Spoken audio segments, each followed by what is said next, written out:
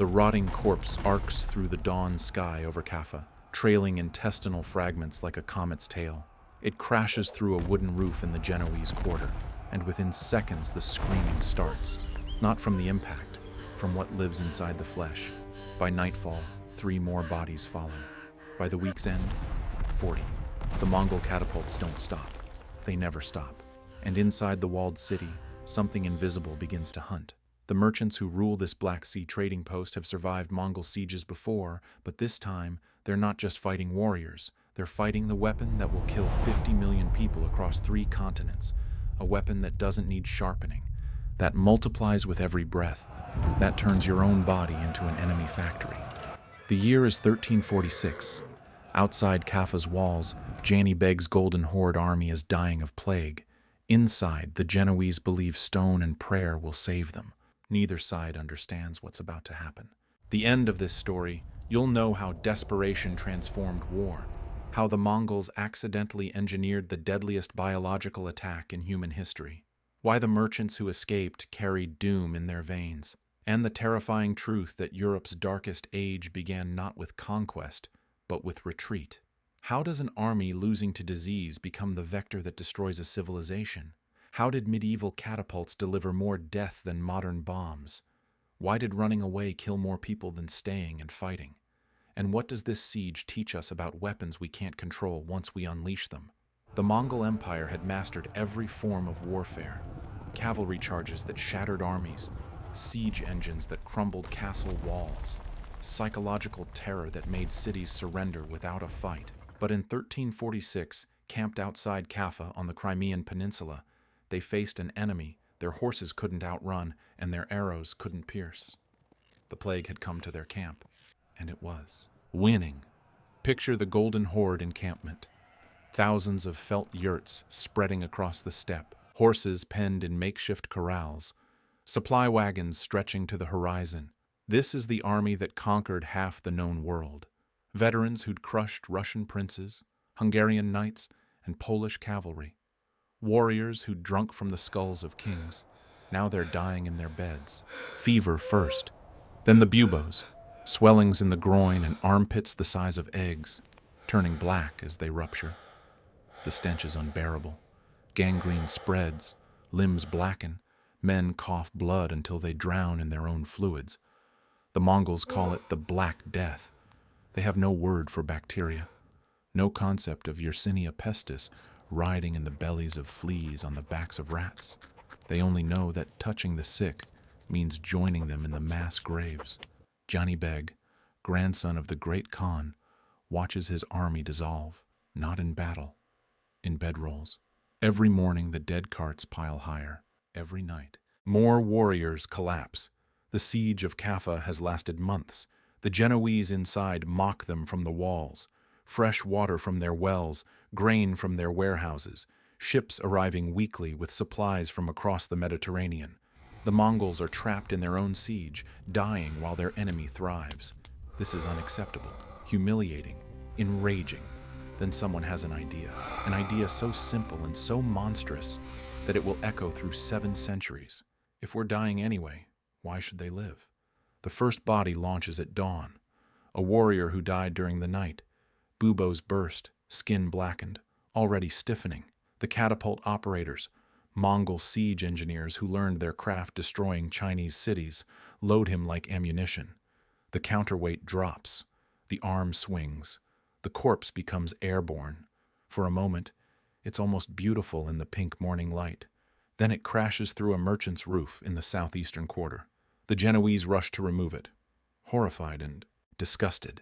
They don't know they're already infected, that the fleas abandoning the cooling body are searching for new hosts, that every hand that touches this corpse to drag it away is sealing a death warrant. The second body comes an hour later, then a third. By afternoon, the Mongol catapults are operating in shifts. Load the dead, launch the dead, load the dead, launch the dead. A rhythm of horror. The Genoese begin to panic, not from the bodies themselves.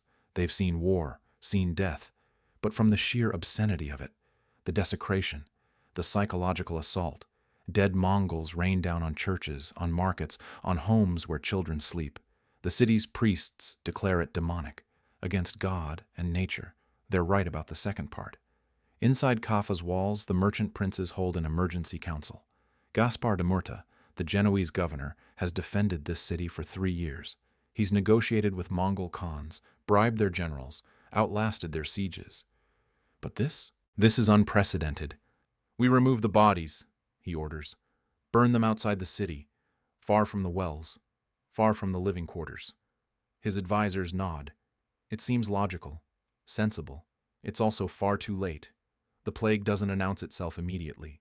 That's what makes it so perfectly engineered for terror. Though engineering implies intention the Mongols don't possess. The infected don't know they're infected. Not for days. They remove corpses. They breathe the same air. Fleas jump from dead flesh to living skin, and then they go home to their families, to their businesses, to their churches. They spread through the compact, dense, medieval city like invisible wildfire. 3 days after the first corpse lands, a dock worker collapses with fever.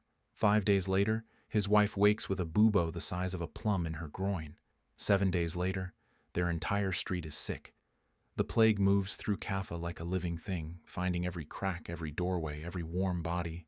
The Genoese doctors, the best trained in the medieval world, try everything: bloodletting, herbal poultices, prayer, quarantine of the sick. Nothing works. The sick become the dead. The dead pile up faster than they can be buried. Outside the walls, Johnny Beg watches and waits. His own camp is still dying, but slower now. The weakest have already perished. The survivors have developed a kind of grim immunity, or perhaps the plague simply moved on to richer hunting grounds. He doesn't launch corpses anymore. He doesn't need to. The screaming from inside the city tells him everything he needs to know. The weapon has been delivered. Now it does its work. But here's where history pivots on a decision made in desperation. The Genoese merchant princes realize they're trapped in a city that's become a tomb. Stay and die from plague. In the fall of 1346, a fleet of Genoese trading galleys slips out of Kaffa's harbor under cover of darkness. 12 ships carrying merchants, sailors, families, and cargo. They're running from the Mongols, running from the plague. They think they're escaping. They have no idea they're carrying death in their blood. The fleet splits. Some ships head for Constantinople, others for Mediterranean ports. A handful make for Messina in Sicily. They navigate by stars and prayer, desperate for home, for safety, for anywhere that isn't Kaffa. The crews are already sick. Men die at sea and are dumped overboard. More collapse at the oars. But the survivors keep rowing, keep sailing, keep running toward Europe. When the first ships dock in Constantinople, the plague comes ashore with them. Within weeks, the Byzantine capital is screaming. When ships reach Messina, Italian authorities try to turn them away. They've heard rumors, whispers of a sickness from the east. But some merchants bribe their way into port. Some claim they're healthy. Some are simply waved through by corrupt officials. It doesn't matter. The plague is patient. It waits in the holds, in the cargo, in the rats that scurry down mooring lines the moment ships tie up at dock. From Messina, it spreads to Genoa. From Genoa to Florence. From Florence to Venice. From Italian ports to French harbors. Marseille, Avignon, Paris. The trade routes that built medieval Europe's wealth become highways for extinction. Ships carry grain and wine and timber and spices, and in their holds, invisible passengers that multiply with every port call. By 1347, the Black Death is marching across Europe at roughly 3 kilometers per day, following roads, rivers, and coastlines. Unstoppable, inevitable, devastating.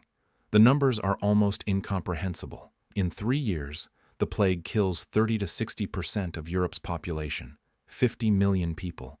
Entire villages vanish. Entire bloodlines end. In Florence, 75,000 of 100,000 residents die. In Siena, half the population gone in months. In rural England, so many die that survivors can't find enough people to harvest crops. Fields return to wilderness. Churches stand empty. The living envy the dead because at least the dead aren't watching the world collapse. The psychological impact rivals the physical. Priests and doctors die as quickly as peasants, shattering faith in divine protection and medical authority. Families abandon sick relatives in the streets to avoid infection. Mothers leave dying children. Husbands flee sick wives. The The social contract that held medieval society together dissolves in the face of existential terror. When death is random and inevitable, morality becomes negotiable. Looting is common. Murder spikes. Some embrace hedonism. Eat, drink, and fornicate because tomorrow you'll be a corpse. Others turn to fanaticism, flagellant cults whipping themselves bloody, convinced God is punishing humanity's sins. Jewish communities face particularly horrific persecution. Desperate for someone to blame, Christians accuse Jews of poisoning wells to spread the plague. Massacres sweep across Germany and France. Entire Jewish quarters burned. Thousands murdered in a single day. The plague kills indiscriminately, but human cruelty finds targets. The horror compounds itself. The disease destroys bodies while fear destroys souls. Back in Kaffa, the siege ends not with conquest but abandonment. Johnny Beg's army, decimated by plague, retreats from the walls. The Mongols limp back toward the steppe, leaving behind a city of corpses and a biological weapon they never meant to perfect. Kaffa itself becomes a ghost town. The Genoese who stayed behind die in droves. The city that once prospered from Black Sea trade becomes synonymous with death. Within a generation, it's nearly abandoned. The Mongols never return. Why would they? They already destroyed it more thoroughly than any army could. Here's the terrifying irony. Johnny Beg's catapults probably didn't cause the plague's spread. Modern historians believe the disease was already present in the region, brought by Mongol armies from Central Asia, where it lived in wild rodent populations. The Siege of Kaffa simply concentrated infected people, soldiers, merchants, refugees, in a pressure cooker of density and desperation. The corpses launched over walls were psychological warfare, not biological warfare in the modern sense. The fleas and rats spreading Yersinia pestis would have done their work with or without catapulted cadavers. But perception matters. The survivors who fled Kaffa believed the Mongols had weaponized the plague. They carried that story along with the disease.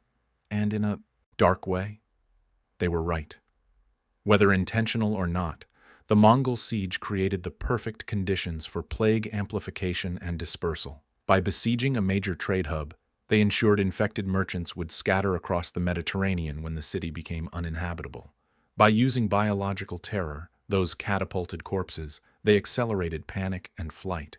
The Mongols had mastered psychological warfare for decades. At Kaffa, they perfected it with an unintended consequence that killed more people than all their cavalry charges combined. Couldn't be controlled, couldn't be directed only at enemies.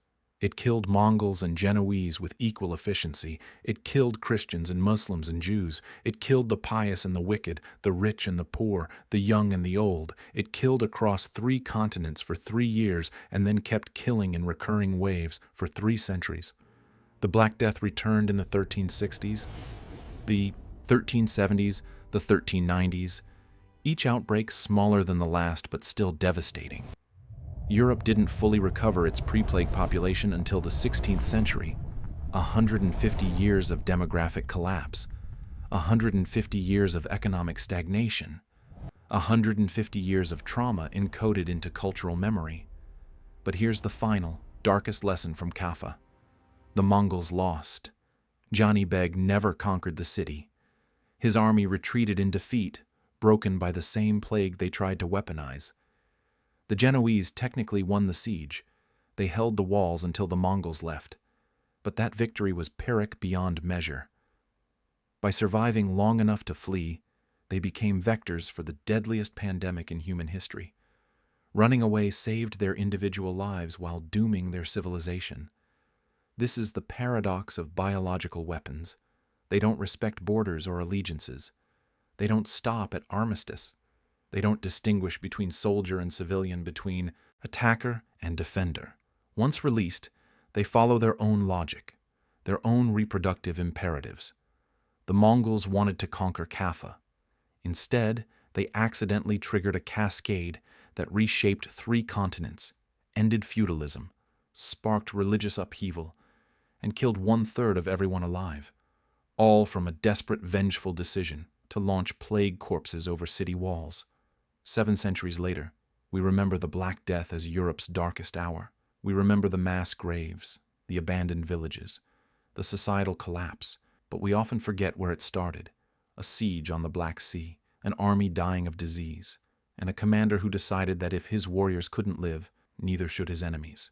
That decision, made in anger, in desperation, in the cold calculus of revenge, killed 50 million people. The Mongols were the most effective killers in human history. Their cavalry charges slaughtered armies. Their siege engines leveled cities. Their empire spanned a quarter of the Earth's landmass. But none of that compares to what they did at Kaffa. Not through brilliance, not through planning, but through a moment of biological opportunism that nobody understood and nobody could control. The rotting corpses that flew over Kaffa's walls carried a message written in lymph and blood and bacteria. A message the Mongols didn't intend to send, and the Genoese didn't know how to read. The message was simple, brutal, universal. Some weapons, once released, devour everything, including those who thought they could control them, and the world is still learning that lesson.